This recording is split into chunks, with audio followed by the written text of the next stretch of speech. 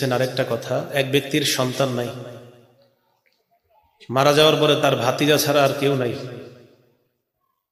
তা আপন বলতে তার ভাতিজা ছাড়া যেহেতু আর কেউ নাই, মারা যাওয়ার পর তার টেনশন হলো আমার সম্পত্তি সব আমার ভাতিজা পাবে।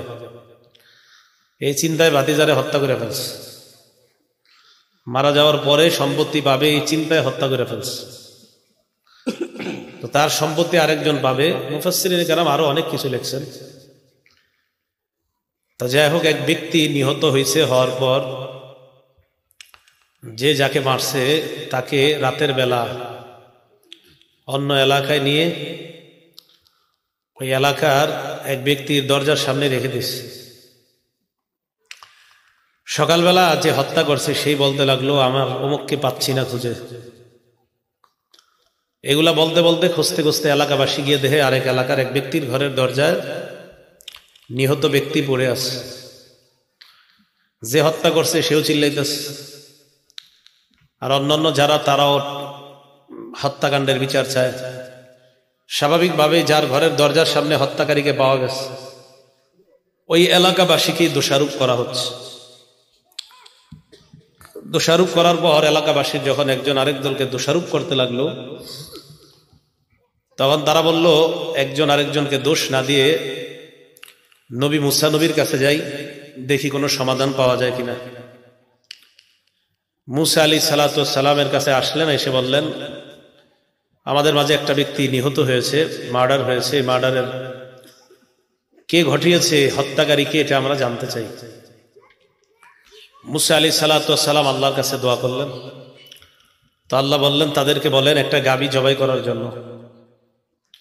তো মুসা আলাইহিস সালাম তাদেরকে বললেন, আল্লাহ বলেন وَإِذْ قَالَ مُوسَى لِقَوْمِهِ إِنَّ اللَّهَ يَأْمُرُكُمْ أَن تَذْبَحُوا بَقَرَةً।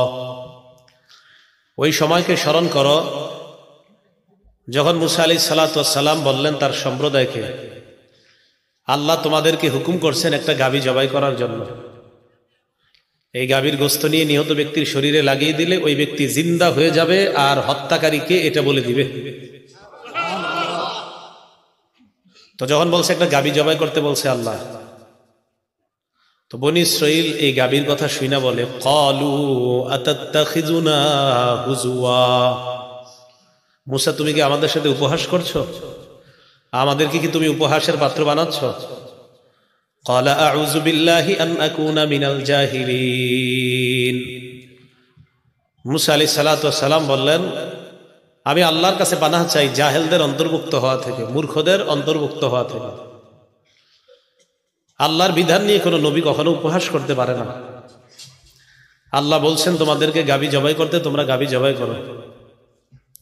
তো এই কথা বলার পর ক্বালু উদউ লানা রাব্বাকা ইউবায়্যিন লানা মা হিয়া। মুসা তুমি আল্লাহর কাছে একটু দোয়া করে বলো, জিজ্ঞাসা করো মা হিয়া, এই গাভীটা দেখতে কেমন। দেখেন আল্লাহ তাআলা বলছে একটা গাভী জবাই করতে, বাস জবাই করে ফেললেই হতো। তো তারা প্রশ্ন করলো মুসা আল্লাহকে তুমি আহ্বান করে বলো মা হিয়া, এটা দেখতে কেমন হবে। তো আল্লাহ পাক রব্বুল আলামিনের কাছে মুসা আলাইহিস সালাম দোয়া করলেন। মুসা আলাইহিস সালামকে আল্লাহ জানায়া দিলেন গাভী কেমন হবে। তো মুসা নবী বললেন যে আল্লাহ পাক রব্বুল আলামিন তোমাদেরকে বলছেন এই গাভীটা এমন হবে লা ফারিদু ওয়ালা বিকরুন আওয়ানুম বাইনা যালিকা ফাফআলু মা তুমারুন। এই গাভীটা বয়স্ক হবে না, যুবতীও হবে না, কুমারীও হবে না, বৃদ্ধাও হবে না, আবার কুমারীও হবে না, মাঝামাঝি বয়সের হতে হবে। তো দেখেন এরকম একটা গাভী জবাই করলেও হয়ে যায়। এবার আবার প্রশ্ন করছে ক্বালু উদউ লানা রাব্বাকা ইউবায়্যিন লানা মা লাউনুহা। মুসা আল্লাহকে জিজ্ঞাসা করেন, আল্লাহর কাছে দোয়া করেন গাভীর কালারটা কেমন হবে। মুসা নবী আল্লাহর কাছে দোয়া করলেন আল্লাহ গাভীর কালার কেমন হবে জাতি জানতে চায়, আপনি জানায় দেন। قال إنه يقول إنها بقرة صفراء فاقع لونها تسر الناظرين। মুসা নবী বললেন আল্লাহর কাছে দোয়া করেছি, আল্লাহ জানিয়ে দিলেন এই গাভীটা হবে হলুদ, গাঢ় হলুদ, এমন হলুদ যেটা গাঢ়। হলুদ কালার গাভী দেখছেন কেউ? এমন একটা গাভী হবে যে গাভীটা হবে গাঢ় হলুদ কালার, এমন হলুদ যে হলুদটা গাঢ়, স্বাভাবিক হলুদ না। লাউনুহা তাসুরুন নাজিরিন, ফাকিউল লাউনুহা তাসুরুন নাজিরিন। উজ্জ্বল হলুদ, হলুদ হলেই হবে না, উজ্জ্বল। তাসুরুন নাজিরিন, যেন দর্শকদেরকে আনন্দিত করে, মানুষ যেন দেখলেই অবাক হয়ে যায়, এমন হলুদ কালার হতে হবে। তাহলে প্রথমে বলছেন এটার বয়স বেশিও হবে না, কমও হবে না, এটা মাঝামাঝি হবে। এরপরে বললেন এটা রং হবে হলুদ। তো এটা জবাই, প্রথমে জবাই করলেই হয়ে যেত, প্রশ্ন করার কারণে আসলো বেশি বয়সও না, কমও না, মাঝামাঝি। এরকম একটা জবাই করলে হয়ে যেত, প্রশ্ন করার কারণে এসে বলল দেখতে হবে হলুদ, উজ্জ্বল হলুদ, দর্শকদেরকে আনন্দ দিবে এমন হলুদ, দেখলেই যেন চোখ লেগে থাকে।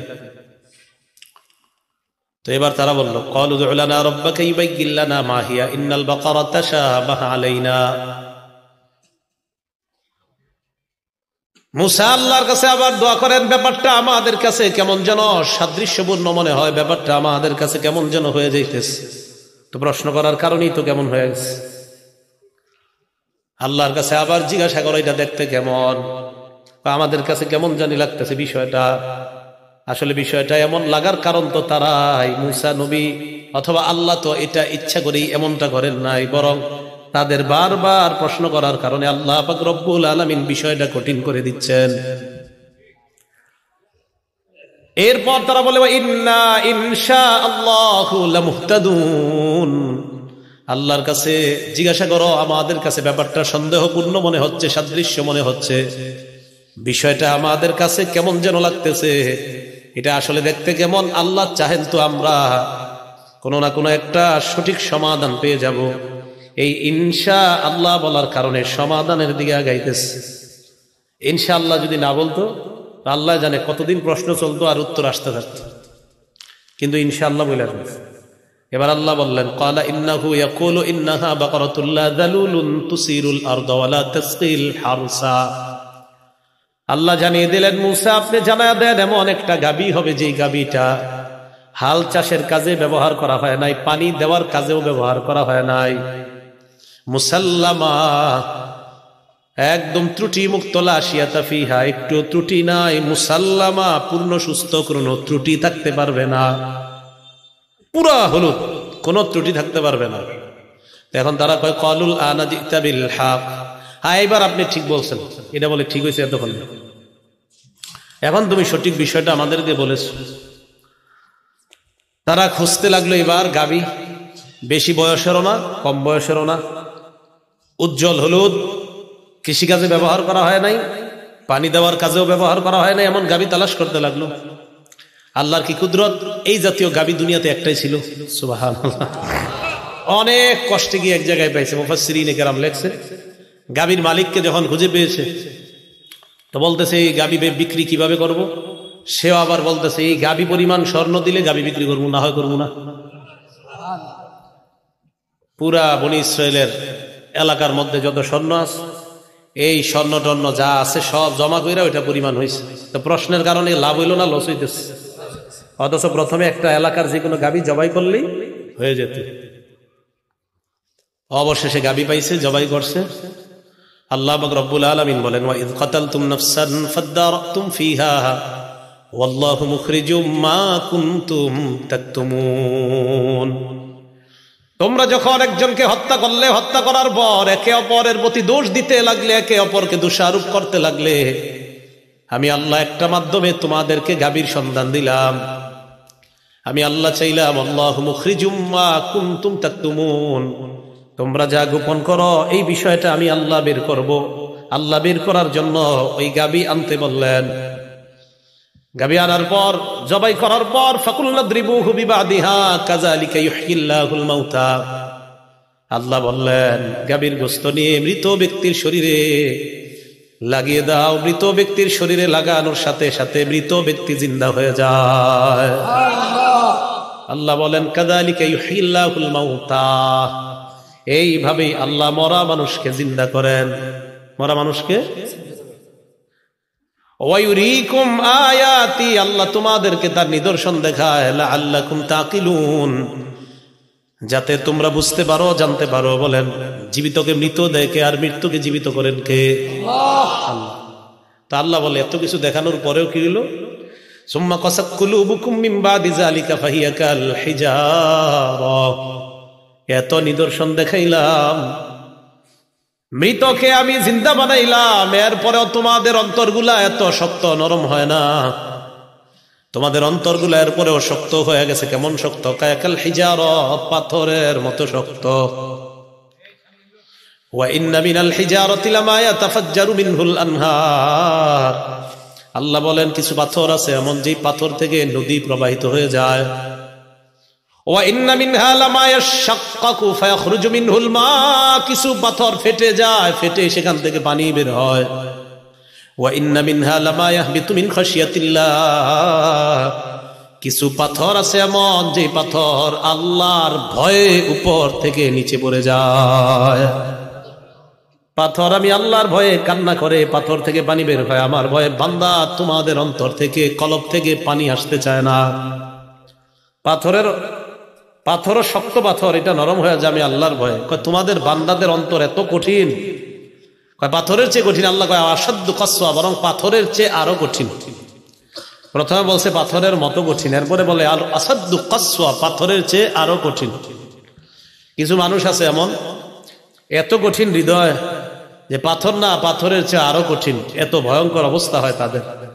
এই জাতীয় মানুষ দেখবেন জিন্দেগিতেও কখনো কান্না করতে দেখবেন না, আছে না? তো আল্লাহ পাক রব্বুল আলামিন নিদর্শন দেখাইলেন। এখন আসেন, বনি ইসরাইলকে আল্লাহ হুকুম করলেন, সাথে সাথে পালন করলে প্রশ্ন না করে বিষয়টা সহজ হয়ে যেত। প্রশ্ন করার কারণে বিষয়টা সহজ হয়েছে না কঠিন? সহিহ বুখারীর 6473 নম্বর হাদিসের বর্ণনা, কানা রাসূলুল্লাহ সাল্লাল্লাহু আলাইহি ওয়াসাল্লাম ইয়ানহা আন কিলা ওয়া ক্বাল, আল্লাহ নবী অনর্থক কথা বলতে নিষেধ করতেন। ওয়া কাসরাতিস সুআল, বেশি প্রশ্ন করতে আল্লাহ নবী নিষেধ করতেন। ওয়া মানইন ওয়াহাত, কৃপণতা করতে, ভিক্ষাবৃত্তি করতে আল্লাহ নবী নিষেধ করতেন। ওয়া ইদাআতিল মাল, সম্পদ নষ্ট করতে নবী নিষেধ করতেন।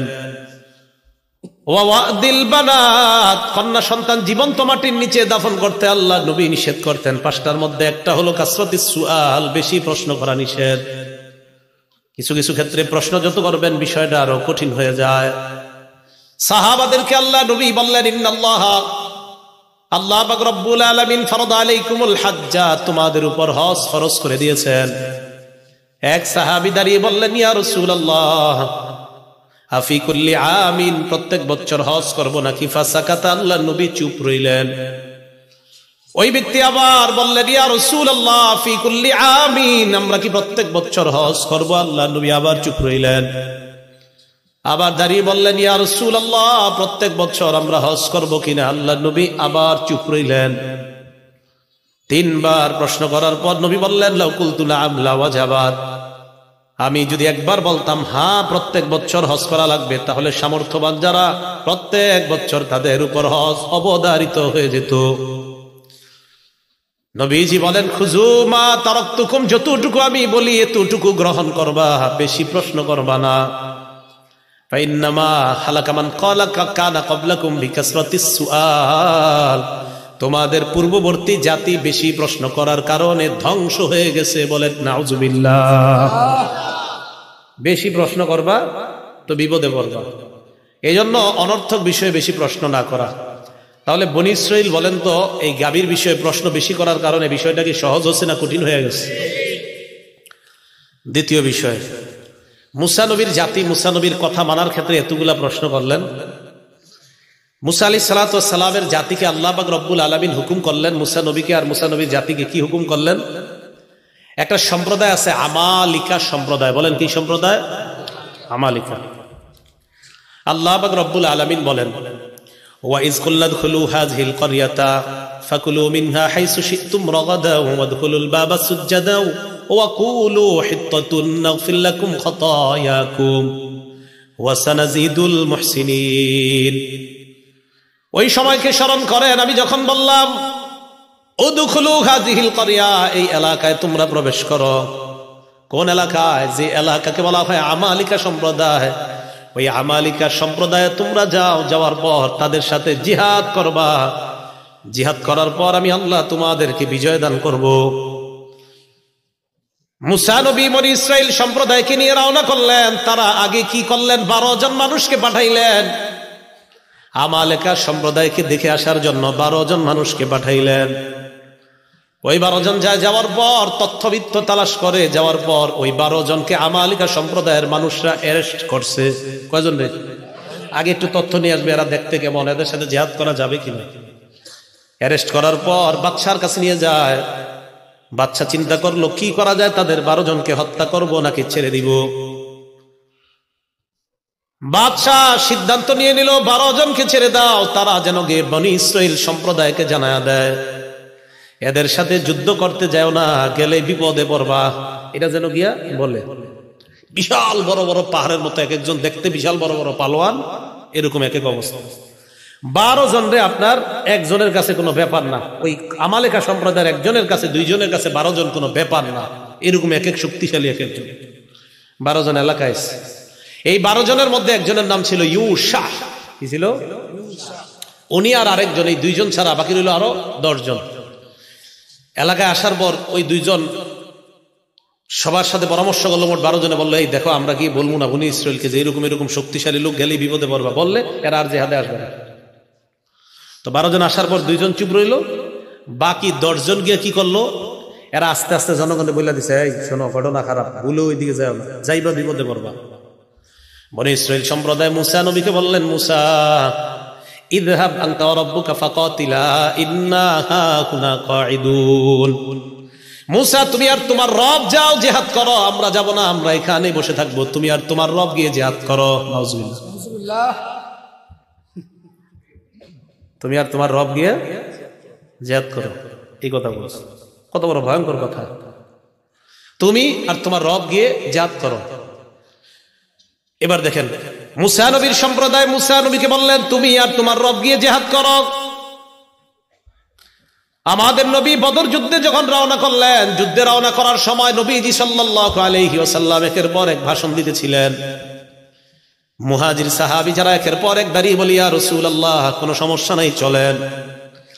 বারবার আল্লাহ রাসূল কয়, মানে নবীজি একের পর এক ভাষণ বাড়াইতেছিলেন। নবীর টার্গেট হলো আনসারী সাহাবীদের মধ্যে কেউ দাঁড়ায় না কেন, আনসারী সাহাবাদের মধ্যে কেউ দাঁড়ায় না কেন, এটা ছিল নবীজির টার্গেট। শুধু মুহাজির যারা, এদের মধ্য থেকে এক একজন ভাষণ দিতেছে। তো নবীজি বারবার ভাষণ বাড়ায় কেন, যে আনসারদের মধ্যে কেউ কিছু দাঁড়ায় বলুক, এটা হলো নবীজির টার্গেট। হঠাৎ আনসারদের মধ্যে এক সাহাবী দাঁড়িয়ে যায়, দাঁড়ানোর পর বললেন, ইয়া রাসূলুল্লাহ চিন্তার কোনো কারণ নাই, বদর প্রান্তরে আপনি রওনা করেন, মুসা নবীর জাতি মুসা নবীকে যেমন বলছে আপনি আর আপনার রব গিয়ে লড়াই করেন, আমরা এখানে বসে থাকবো। ইয়া রাসূলুল্লাহ আমাদের কথা আপনি শুনেন, আমরা আপনাকে এমন কথা বলবো না যে আপনি আর আপনার রব গিয়ে লড়াই করেন, এমন কথা বলবো না। আমরা আপনার ডানে বামে সামনে পিছনে থাকবো। ইন্না মাআকুমা মুকাতিলুন। ইয়া রাসূলুল্লাহ আপনি লড়াইয়ে নেমে যান, বদর প্রান্তরে রওনা করেন, আমরা আপনার সামনে পিছনে ডানে বামে থেকে আপনার সাথে সরাসরি লড়াইয়ে অংশগ্রহণ করব। আমরা লড়াইয়ের ময়দান থেকে ভাগবো না, বনী ইসরাইলের মতো বলবো না তুমি আর তোমার রব যাও। তো বনী ইসরাইলকে যে এলাকার মধ্যে ঢুকতে বলছে আর কি আল্লাহ তাআলা, এক পর্যায়ে তারা এলাকায় ঢুকবে। ঢুকার সময় আল্লাহ বলে দিলেন, তোমরা ওই এলাকায় যাও, যাওয়ার পর ফাকুলু মিনহা হাইসু শি'তুম রাগাদা, প্রচুর পরিমাণে তোমরা খাও, তোমাদের যেইভাবে মন চায় তোমরা খাইবা, খেতে পারবা। ওই এলাকায় যাওয়ার পর প্রচুর ধন সম্পদ তোমরা পাইবা, ওই ধন সম্পত্তি তোমরা ভোগ করতে পারবা। 1 নাম্বার হুকুম। 2 নাম্বার ওয়াদখুলুল বাবা সুজ্জাদা, ওই এলাকায় ঢোকার সময় সিজদা অবস্থায় ঢুকবা। 3 নাম্বার কুলু হিত্তা, ওই এলাকায় ঢোকার সময় বলবা হিত্তা, হিত্তা মানে আল্লাহ আপনি আমাদেরকে মাফ করে দেন, নাগফির লাকুম আমি আল্লাহ তোমাদেরকে ক্ষমা করে দিব। 1 নাম্বার হুকুম এলাকায় প্রবেশ করো। 2 নাম্বার দরজা দিয়ে সিজদা অবস্থায় প্রবেশ করবা। 3 নাম্বার বলবা হিত্তা, বলেন কি বলবা? এনারা কি করছে দেখেন, ফাবাদদালাল্লাযীনা যালামু কাওলান গায়রাল্লাযী ক্বিলা লাহুম ফাআনজালনা আলাল্লাযীনা যালামু রিজসাম মিনাস সামাই বিমা কানু ইয়াফসুকুন। ফাবাদদালাল্লাযীনা যালামু কাওলান গায়রাল্লাযী ক্বিলা লাহুম, তারা ঢোকার সময় আল্লাহ যা বলছে তা তারা পরিবর্তন করে আল্লাহর উল্টাটা তারা কয়। এক নাম্বার, আল্লাহ বলছে সিজদা অবস্থায় প্রবেশ করো, এরা যাওয়ার সময় সিজদা তো দেয় না, মাথা ঝুঁকায় না, বরং এই নিতম্বটা মাটির সাথে হেসরায় হেসরায় প্রবেশ করতেছে না। আল্লাহ বলছে এমনি, এরা এমনি ঢুকতেছে। দুই নাম্বার, আল্লাহ বললেন নকুলু হিত্ত, তোমরা বলবা হিত্ত, এরা ঢুকার সময় কয় হিন্ত। কি কয়? আল্লাহ বলছে হিত্ত, আল্লাহ বলছে হিত্ত, এরা বলছে হিন্ত। কি বলছে? হিন্ত। হিত্ত আর হলো হিন্ত, আল্লাহ বলছে হিত্ত বলো। তারা ঢুকার সময় কয় হিন্ত। হিত্ত মানি মাফ করার, হিন্ত মানি গমের দানা। হিত্ত মানি ক্ষমা করেন, আর হিন্ত মানি গমের দানা। আল্লাহ কয় ঢুকার সময় বলবা হিত্ত, আমাদেরকে ক্ষমা করে দেন। এরা ঢুকার সময় কয় হিন্ত, গমের দানা, গমের দানা। ফানজালনা আলাল্লাযীনা যালামু রিজসা, আমি আল্লাহ তাদের উপর আযাব নাজিল করলাম আসমান থেকে। বলেন নাউযুবিল্লাহ। আয়াত দ্বারা কি বোঝা যায়? আল্লাহ বলে একটা যদি করেন উল্টাটা বিপদ আছে না নাই? এটা হলো এদেরকে বলার পরে তো এই জায়গায় সীমা লঙ্ঘন করলো। নবীজির যুগের ইহুদি যারা, কোন যুগের? নবীজির যুগের ইহুদি যারা, তাদেরকে আল্লাহ বলেন, তাদের ব্যাপারে আল্লাহ ইমানদারদেরকে বলে আফাতাতমাউনা আইয়ুমিনু লাকুম ওয়াকাদ কানা ফারীকুম মিনহুম ইয়াসমাউনা কালামাল্লাহ সুম্মা ইউহাররিফুনাহু মিন বা'দি মা আকালুহু ওয়া হুম ইয়ালামুন। ইমানদারদেরকে ডাক দিয়ে আল্লাহ বলে, ইমানদার তোমরা কি মনে করো তোমাদের কথা ইহুদিরা বিশ্বাস করবে? এমনটা কি তোমরা মনে করো? খুব ভালোভাবে বুঝেন এই জায়গাটা।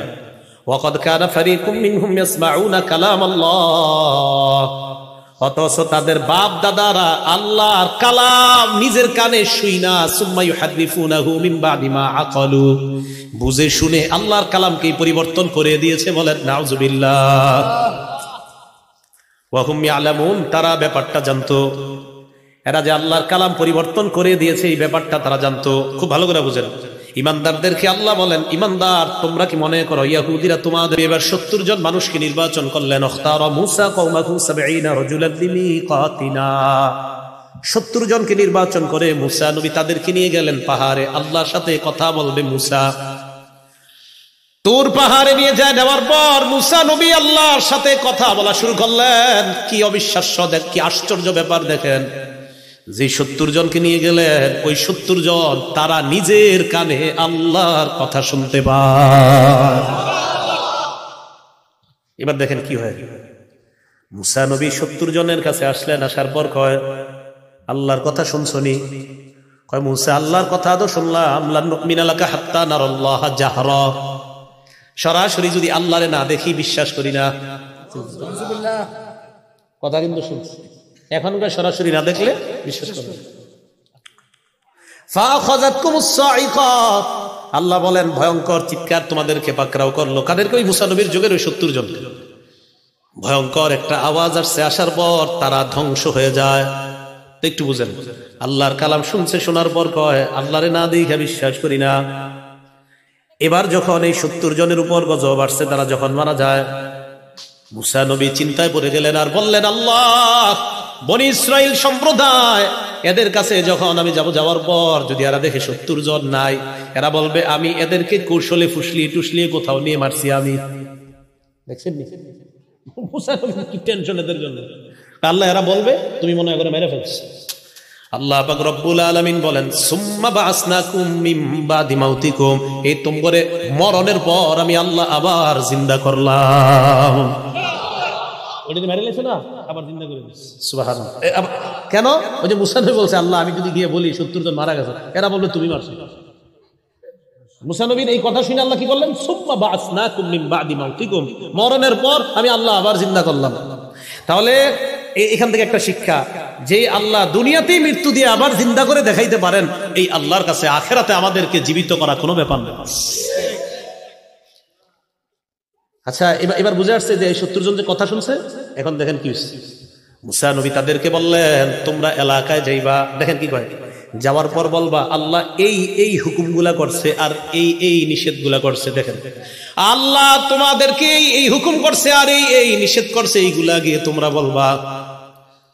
তো কি হয়েছে দেখেন, যখন জাতির কাছে যায়, যাওয়ার পর কয় হুকুমগুলা আর নিষেধগুলারে কয় আল্লাহ এই এই নিষেধ তোমাদেরকে করছে আর এই এই হুকুম করছে, মানে আল্লাহর হুকুমগুলারে কয় নিষেধ, নিষেধগুলারে কয় আদেশ। এই যে আল্লাহ বলেন ওয়াকাদ কানা ফারীকুম মিনহুম ইয়াসমাউনা কালাম আল্লাহ, ইহুদিরা তোমাদের কথা বিশ্বাস করবে না, তাদের একদল আমি আল্লাহর কথা শুনছে, শোনার পর সুম্মা ইউহাররিফুনা, আমি আল্লাহর কথাই পরিবর্তন করে দিছি। আমি বললাম আদেশ, এরা গিয়া কয় নিষেধ, আমি বললাম নিষেধটা, এরা গিয়া কইলে আদেশ, পরিবর্তন। তো এই কথাগুলা এগুলা গিয়ে কয়। দেখেন এবার কি কয়, ওয়াইযা লাকুল্লাযীনা আমানু ক্বালু আমান্না, নবীর যুগের ইহুদি যারা, তারা যখন ইমানদারদের সাথে সাক্ষাৎ করে ক্বালু আমান্না, তারা বলে আমরা ঈমান আনলাম। তবে ব্যাখ্যা সাপেক্ষে এই ঈমান আনা মানে এরা কি বুঝায়, মুহাম্মদ সাল্লাল্লাহু আলাইহি সাল্লাম যে শেষ নবী এটা মানি, তবে তিনি তোমাদের নবী আমাদের না, আমান্না তবে তোমাদের নবী আমাদের না। ওয়াইদা খালা বাদুহুম ইলা বাদিন, ইহুদিরা যখন পরস্পর মিলিত হয়, এক ইহুদি আরেকজনকে কয় তুহাদ্দিসুনাকুম বিমা ফাতাহাল্লাহু আলাইকুম লিউহাজ্জুকুম বিহি ইনদা রাব্বিকুম, এই তাওরাত কিতাবে যে আছে শেষ নবী আসবে, আসার পর তারে যে আমরা মানবো, এই কথাগুলা যে তাওরাতে লেখা আছে, এটা কি তোমরা মুসলমানদেরকে বইলা দিছুনি? আবার এক ইহুদি আরেকজনকে কয় তাওরাতে তো আছে মুহাম্মদ সাল্লাল্লাহু আলাইহি সাল্লাম আসবে, আসার পর তারা যে আমরা মান্য করব, এই কথা তাওরাতে লেখা আছে, এটা আবার মুসলমান করে তোমরা বলে দিতেছো কিনা? সাবধান, বইলো না, কিন্তু আল্লাহ করে বলে দিচ্ছে। আরে আল্লাহ না বললে জানলাম কেন এই কথা? এই যে আল্লাহ বলে দিচ্ছেন, এরা এক ইহুদি আরেকজনকে কয় আতুহাদ্দিসুনাহুম বিমা ফাতাহাল্লাহু আলাইকুম, আল্লাহ তাওরাতের মধ্যে যা তোমাদের কাছে প্রকাশ করে দিয়েছেন, এটা কি আবার মুসলমানদেরকে বলে দাও কিনা? তা আল্লাহ আমাদেরকে এগুলা বলে দিছে। ইহুদি একজন আরেকজনকে কয় সাবধান, তাওরাতে যে লেখা আছে মুহাম্মদ সাল্লাল্লাহু আলাইহি সাল্লাম নামে একজন নবী আসবে, আর আমরা যে তার অনুসরণ করব, এটা মুসলমান করে বইলো না। যদি বলো মুসলমানরা কিয়ামতের ময়দানে আল্লাহর কাছে আমাদের কিতাব থেকেই প্রমাণ দিয়ে বলবে আল্লাহ এদের কিতাবে লেখা থাকার পরেও এরা কেন মুহাম্মদ সাল্লাল্লাহু আলাইহি সাল্লামকে মানে নাই, তাই সাবধান, মুসলমান করে এটি বইলে বলতে যাও না। আল্লাহ কয় তোমরা না বললে কি হবে, আমি আল্লাহ কোরআনের মাধ্যমে সারা দুনিয়ার মুসলমানদেরকে জানায় দিলাম। এখন এই যে আপনাদের বিভিন্ন আয়াতের প্রেক্ষাপট গুলা বললাম, কি বোঝা গেল? এদেরকে যা বলে উল্টা। মুসা আলাইহিস সালাম বললেন চলো লড়াই করি, কয় তুমি আর তোমার রব যাও। বললেন গাবি জবাই করো, কয় গাবিটা দেখতে কেমন? মুসা আলাইহিস সালাম এদেরকে বললেন তোমরা আল্লাহর কথা শোনো নাই, কয় শুনছি, না দেখলে বিশ্বাস করি না। আবার আল্লাহ একদলকে বললেন আমি যা বললাম, মুসা নবী বলছে আল্লাহ যা যা হুকুম করছে এলাকায় গিয়ে বলবা এগুলো আল্লাহর আদেশ, এগুলো আল্লাহ নিষেধ। গিয়ে বলল আদেশগুলা নিষেধ, নিষেধগুলারে বললো আদেশ, পুরা পরিবর্তন করে দিল। এখন আল্লাহ বলে আওয়ালা ইয়ালামুনা আন্নাল্লাহা ইয়ালামু মা ইউসিররুনা ওয়া মা ইউলিনুন, এরা কি জানে না তারা যা গোপন করে আর যা প্রকাশ করে আমি আল্লাহ সব জানি। সুবহানাল্লাহ। এবার কি করে দেখেন, ومنهم أميون لا يعلمون الكتاب إلا أماني وإن هم إلا يظنون, ইহুদিদের মাঝে একদল আছে যারা মূর্খ, তারা কি এরা কিতাবের কিছুই জানে না, ইল্লা আমানিয়া কিছু আশা ছাড়া। কি জানে? খালি কিছু আশা, কিছু আশার বাণী এরা জানে, ছাড়া আর কিছু জানে না। ফাওয়াইলুল লিল্লাযীনা ইয়াকতুবুনাল কিতাবা বিআইদিহিম, নিজেদের হাতে যারা কিতাব লেখে, লেখার পর বলে হাযা মিন ইনদিল্লাহ, নিজেদের হাতে কিছু কিতাব লেখে আর বিভিন্ন বিষয় লেখা হয় এটা আল্লাহর পক্ষ থেকে, লিয়াশতারু বিহি সামানান কলিলা, যেন এই লেখা দিয়ে কিছু টাকা কামাই করা যায়। জনগণরা আইসা কয় এটা আল্লাহর হুকুম, আল্লাহর আদেশ, আল্লাহর নিষেধ। ভালো করে মনে রাখবেন, আমি আপনি এই যে এই জায়গার মধ্যে বসলাম, আমাদের অনেকেই মাইকের সামনে বসে এটাও বলতে পারে এটা আল্লাহর কথা, এটা নবীর কথা, কিন্তু যদি আল্লাহ না বলে থাকে আর নবী না বলে থাকে, আপনি মিথ্যা কথা বললেন। কি বললেন? মিথ্যা কথা বললেন। এবার ইহুদিরা সর্বশেষ কি কয় দেখেন, নবীজির যুগের মুমিনদেরকে, ওয়াকালু লান তামাসসানান নারু ইল্লা আইয়ামাম মাদুদা, ইহুদিরা কয় মুমিন তোমরা যে বলো মুহাম্মদ সাল্লাল্লাহু আলাইহি সাল্লামকে না মানলে যে জাহান্নামে যেতে হবে, হ্যাঁ আমরা জাহান্নামে যাব, তবে কিছুদিন থাকবো। কয়দিন? গনে গনে কয়েকদিন জাহান্নামে থাকবো, বাস, এর চেয়ে বেশি থাকা লাগবে না। আইয়ামা মাদুদার এক নাম্বার ব্যাখ্যা হলো তারা ইয়াহুদীদের ব্যাখ্যা। আব্দুল্লাহ ইবনে আব্বাস কয় ইয়াহুদীদের ব্যাখ্যা হলো তারা মনে করে তারা জাহান্নামে থাকবে 7 দিন।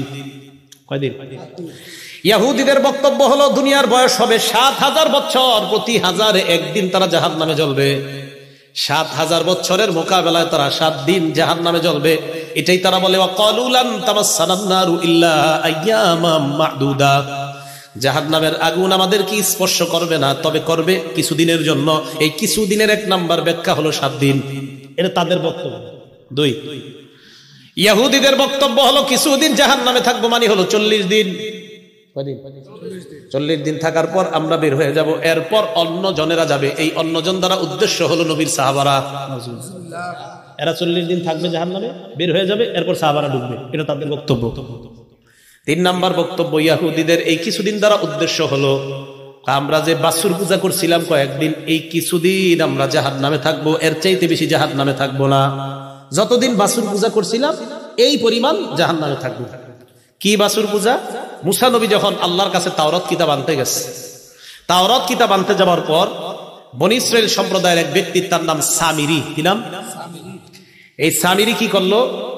জনগণের কাছ থেকে স্বর্ণ টর্ণ ইত্যাদি জমা কইরা একটা গাভীর বাছুর, বকরি, একটা গরুর বাছুর বানাইছে। বাছুর বানানোর পর ওইটার ভিতরে আপনার জিবরিল আমিন এই সামিরিকে লালন পালন করার জন্য যেই বাহনের উপর চড়ে দুনিয়াতে আসছিল, এটা যেখানে পা ফেলাইতো সেখানে ঘাস উঠে যাইতো, সে ওই জায়গা থেকে একটু মাটি রেখে দিছিল। এই মাটি ওই স্বর্ণ দিয়ে বানানো গাভীর ওই যে বাছুর আছে ওইটার মুখের মধ্যে দিছে, লাহু খুয়ার, ওইটা হাম্বা হাম্বা শুরু করছে। তো যখন হাম্বা হাম্বা শুরু করছে, বনী ইসরাইল মনে হয় এটাই খোদা, এটাই খোদা। তখন তারা কি শুরু করলো? এই বাছুরের পূজা শুরু করছে। মুসা আলাইহিস সালাতু ওয়াস সালাম তাওরাত কিতাব নিয়ে আসছে, আসার পর দেখে তারা বাছুর পূজা করে। আল্লাহ পাক রব্বুল আলামিন বলেন ওয়াইদ ক্বালা মুসা লিকওমিহি ইয়া কওমি ইন্নাকুম যালামতুম আনফুসাকুম বিত্তিখাযিকুমুল ইজলা। স্মরণ করো ওই সময়কে যখন মুসা নবী তোমাদেরকে বললেন তোমরা নিজেদের উপর জুলুম করলা বাছুর পূজার মাধ্যমে। এই কাজ তুমি কেন করলা, তোমরা কেন করলা? 16 নম্বর পারা আছে হারুন নবীর দাড়িতে ধরছে, মাথার চুলের মধ্যে ধরছে। হারুন নবী কয় ইবনা উমলা তাখুজ বিলিহিয়াতি ওয়ালা বিরাসি, আমার দাড়ি ধরবেন না, আমার চুলেও ধরবা না। মুসা নবী বললেন তাহলে কি? হারুন নবী বললেন সব দোষ এই সামিরি। সামিরি গাভীর বাচ্চা বানাইছে, বাছুর বানাইছে, বানানোর পর এটার ভিতরে কি জানি দেওয়ার পর হাম্বা হাম্বা শুরু করছে। মুসা নবী সামিরি কি গিয়ে দৌড়া কয় মা খতবুকা ইয়া সামিরি, এ সামিরি বলো তুমি কি করছো, তোমার কি বক্তব্য? সামিরি কয় বাসুরতু বিমা লাম ইয়াবসুরু বিহি ফাকাবাতু কবদাতাম মিন আসারির রাসূল ফানাবাসতুহা ওয়া কাযালিকা সাওয়ালাত লি নাফসি। কয় আমি যা দেখছি মানুষ তা দেখে নাই। কি কয়? জিবরিল আমিনের আসারির রাসূল মানে হলো রাসূল মানে জায়গা জিবরিল আমিন উদ্দেশ্য। কয় তার এই আসার, তার নিদর্শন, তার পা যেখানে পড়তো বাহনের, ওটার জায়গাটা আমি ভালোভাবে লক্ষ্য করলাম, ওখান থেকে আমি একটু মাটি রেখে দিলাম, সেটা ফানাবাসতুহা, এই অংশটা আমি এই গাভীর বাছুরের মুখে দিলাম। এই কাযালিকা সাওয়ালাত লি নাফসি, আমার এরকমটা মনে হয়েছে তাই আমি মনে মনে এরকম একটা সাজায় এমন করলাম। করার পর দেখি দেওয়ার পর এটা হাম্বা হাম্বা শুরু করছে। জনগণ এটারে খোদা মনে করে বাছুর পূজা শুরু করছে। মুসা আলাইহিস সালাতু ওয়াস সালাম বললেন আজকে থেকে তোর শাস্তি হলো লা মিসাস, যতদিন বাঁচবি খালি বলবি লা মিসাস, লা মিসাস, আমারে কেউ ধরবা না, আমারে কেউ ধরবা না। এই সামিরি এলাকায় ঘুরতো আর বলতো লা মিসাস, লা মিসাস, আমারে কেউ ধরবা না। এটা রোগ হয়ে গেছে, লা মিসাস, লা মিসাস। এখন দেখেন এই যে বাছুর পূজাটা করলো, বাছুর পূজা, এই বাছুর পূজা এরা যতদিন করছে, এরা কয় আমরা জাহান্নামে, বাছুর পূজা যতদিন করছি ততদিন আমরা জাহান্নামে থাকবো, এর চাইতে বেশি পরিমাণ জাহান্নামে আমরা জ্বলবো না। এটা তাদের বক্তব্য। এখন আপনারা বলেন, আপনাদের কাছে জানতে চাই, আমরা কি এক নবীরই শুধু বিশ্বাস করি না দুনিয়ার সব নবীরই বিশ্বাস করি? বিশ্বাস করি। তো বনী ইসরাঈল ইহুদি সম্প্রদায়, নবীজির যুগের ইহুদি সম্প্রদায় যারা, তারা মুসা নবীরে নবী মানে, আমাদের নবীরে আমাদের নবী মানে, কিন্তু তাদের নবী না। কথাটা বুঝছেন? তিনি তোমাদের নবী, তিনি শেষ নবী, বাকি তোমাদের, আমাদের না। এবং তারা এই বিশ্বাস নিয়ে জান্নাতে যেতে চায়। বলেন আমাদের নবীজিরে না মানছে আর তিনি জান্নাতে যাবে, এটা কি সম্ভব? কখনো অসম্ভব। এটা জান্নাতে যাওয়া কোশ্চিন কালেও সম্ভব না। তো এখান থেকে আমাদের শিক্ষা হলো আমরা পৃথিবীর সব নবীর বিশ্বাস করি। আরেকটা বিষয়, হুকুম পালনের ক্ষেত্রে সীমা লঙ্ঘন করা যাবে না। বলেন হুকুম পালনের ক্ষেত্রে কি করা যাবে না? সীমালঙ্ঘন করা যাবে না। যদি সীমালঙ্ঘন করেন আল্লাহ চাইলে বানর আর শূকরে পরিণত করে দিতে পারে। বানর আর শূকর। আল্লাহ বলেন ওয়ালাকাদ আলিমতুমুল্লাযীনা আতাদাউ মিনকুম ফিস সাবতি ফাকুলনা লাহুম কুনু কিরাদাতান খাসিঈন। দাউদ নবীর জামানায় তোমরা সীমালঙ্ঘন করেছিলে। ইহুদি সম্প্রদায় এমন সীমালঙ্ঘন করছে, আল্লাহ পাক রব্বুল আলামিন তাদেরকে বললেন লা তাদু ফিস সাব, শনিবারের ব্যাপারে তোমরা সীমালঙ্ঘন করবা না। আল্লাহ বলে দিলেন শনিবারে তোমরা সীমালঙ্ঘন করবা না, মাছ ধরা আমি আল্লাহ নিষেধ করে দিলাম। এদের মধ্যে দুই দল হয়ে যায়। এক দল কয় আল্লাহ যেহেতু শনিবারে মাছ ধরতে নিষেধ করেছে আমরা ধরবো না, আর এক দল কয় আল্লাহ নিষেধ করছে শনিবারে মাছ ধরতে কিন্তু আটকাইতে তো নিষেধ করে নাই। কি করতে? এনারা কি করছে? ওই যে দেশ গ্রামে আপনারা মাছ আটকানোর জন্য কত কিছু বানান না, এরকম বানাইছে। কেন? আমরা ধরবো না শনিবারে, কিন্তু শনিবারে প্রচুর মাছ আপনার নদীর কিনারা এসে লাফায় লাফায় উপরে ওঠে, কিন্তু আল্লাহ নিষেধ শনিবারে মাছ ধরা যাবে না। এরা কি করে? এমন এমন জিনিস বানাইছে যেন মাছগুলা লাফায় লাফায় ওই জায়গায় আটকায় যায়, এরা রবিবারে ধরবে। কিবারে? এটা আল্লাহর হুকুম পালনের ক্ষেত্রে এটা ফাইজলামি না? আল্লাহ বলছে শনিবারে মাছ ধরা। এরা সীমালঙ্ঘন করলো, শনিবারে মাছগুলাই বিভিন্ন কৌশলে তারা আটকায়, অন্যদিন গিয়ে মাছ ধরে। আল্লাহ বলেন ফাকুলনা লাহুম কুনু কিরাদাতান খাসিঈন, আমি আল্লাহ তাদেরকে হুকুম করলাম বানর আর শূকর যেন হয়ে যায়। এরা বানরে পরিণত হওয়ার পর আত্মীয় স্বজনের কাছে আসতো, আসার পর বানরের রূপেই আসতো, কিন্তু কথা বলতে পারতো, আইসা কথা বলতো ইত্যাদি বলতো, কিন্তু দেখতে বানর, দেখতে বানর। সাহাবারা প্রশ্ন করলেন ইয়া রাসূলুল্লাহ, এই বানর থেকে কি দুনিয়াতে বানর? নবীজি বললেন না না, এই বানর থেকে দুনিয়াতে বানর না। বুঝলেন ডারউইনের মতবাদ, যে এইভাবে মানুষ থেকে বানর হয়েছে, আস্তে আস্তে আস্তে আস্তে এরা মানে উল্টা পাল্টা কথা কয়, বানর থেকে মানুষ ইত্যাদি কয়। নবীজি বলে না, বানর আগে থেকেই ছিল। বলেন কি? বানর আগে থেকেই ছিল।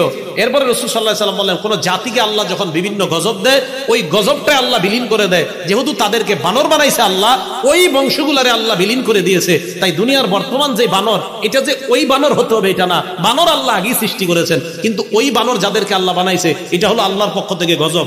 এক বানর তো আল্লাহর সৃষ্টি বানর, একটা বানর তো আল্লাহর সৃষ্টি, এটা না। কোন মানুষকে বানর বানানো মানে এটা তার উপরে গজব।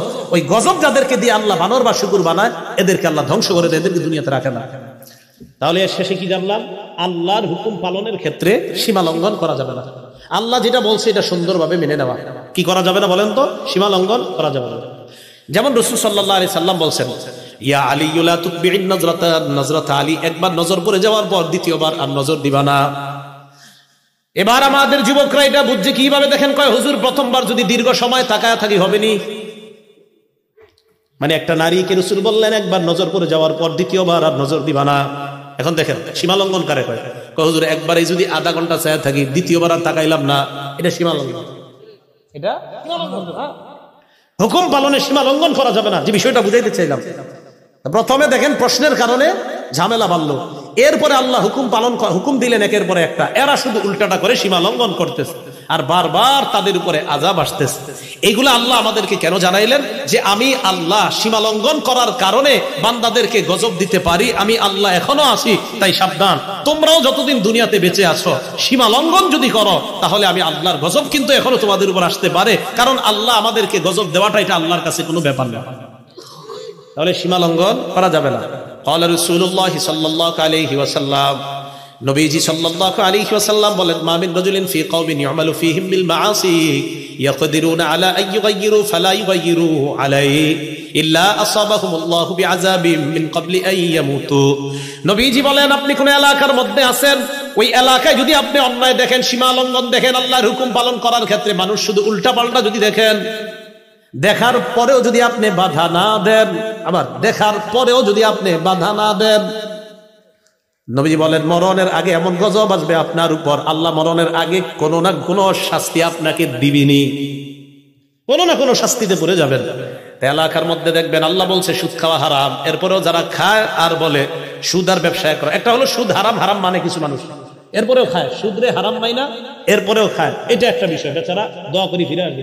আরেক দলের লোক হয় না আন্তাজি, সব জিনিস কি আর সুদ নি বাদ ধরে, তারপরে কি করে বিভিন্ন সুরতে সুদ খায়, বিভিন্ন সুরতে।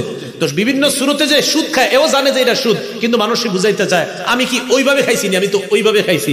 এটা কিন্তু আল্লাহর হুকুমের সাথে সীমা লঙ্ঘন। আপনি যেভাবে খান সুদ যদি হয় এটা কিয়ামত পর্যন্ত সুদ, এটা হালাল হবে না। আর আপনি বিভিন্ন ঘুরায়া পেঁচায়া এটাতে তেনা লাগানোর চেষ্টা করেন, সুদ, এটা সীমা লঙ্ঘন করা যাবে না। তো অনেক মানুষ বুঝাইতে চায় ওইভাবে খাইলে তো আর সুদ হয় না, এইভাবে তো আর সুদ হয় না। এটা কিন্তু আল্লাহর হুকুমের সাথে সীমা লঙ্ঘন করা। কিভাবে? যদি ডিপোজিট করি, হ্যাঁ আসেনি এরকম? হ্যাঁ, এই যে বিভিন্ন জিনিস বিভিন্ন জায়গায় আপনাদেরকে বিভিন্ন আশা টাশা ইত্যাদি দিয়ে নির্দিষ্ট একটা লভ্যাংশ আপনাদেরকে বলা হয়, আর নির্দিষ্ট লভ্যাংশের বিনিময়ে টাকাটা নেওয়া হয়। নির্দিষ্ট লাভ এখানে পুরাপুরি একদম ধার্য করে দেয় যে তুমি বছর শেষে 3,000 পাইবা, বছর শেষে 6,000 পাইবা। এটা পুরো সুদ, সম্পূর্ণ সুদ। এরপরে আরেকটা সুরত বলে কয় ভাই মুজারাবা। মুজারাবা মানে একজনের মাল আরেকজনের শ্রম, একজনের টাকা আরেকজনের শ্রম দিবে। তো এটার বিনিময়ে এটার বিনিময়ে লাভ দেয়। কেন লস হইলে কি এটা দুইজন নেননি? কয় না লস হইলে তো দুইজন নেন না, তো এটার ব্যবসা করে